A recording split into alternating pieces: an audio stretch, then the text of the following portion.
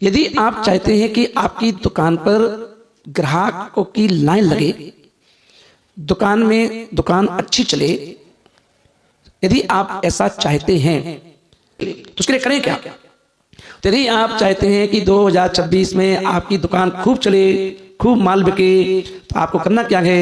2026 15 तारीख से नियम बना लेना, जब दुकान के लिए जाएं तो अपने अपने घर से निकलने के पहले एक बात का ध्यान रखना, अगर आपके माता पिता हैं तो माता पिता के पैर छू करके उनका हाथ अपने सर पे रखवा करके घर से निकलना।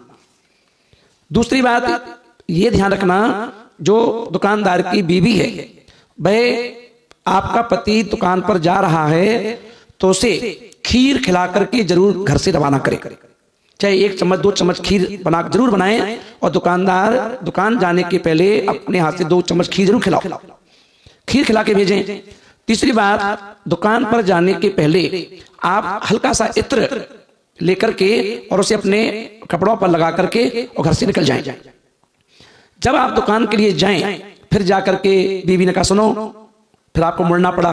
कई बच्चों ने कहा पापा जी सुनो, फिर आपको मुड़ना पड़ा। यदि दुकान पर जा रहे हो तो ना बीवी टोके ना बच्चे टोके कि आपको पलटना पड़े। एक बार निकल जाओ तो निकल जाओ, पलट के नहीं देखना है। तीसरी बात यह है कि जब आप दुकान पर जाएं तो दुकान पर जाते ही ऐसा नहीं कि शटर उठा के खड़े हो गए।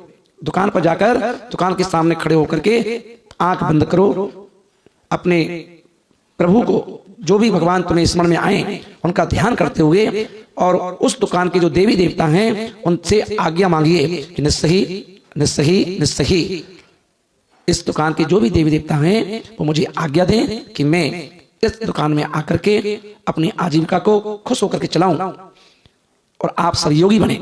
ऐसा कह करके अब आप शटर खोलिए और अंदर प्रवेश कीजिए। और दुकान में प्रवेश करने के बाद आपको क्या करना है?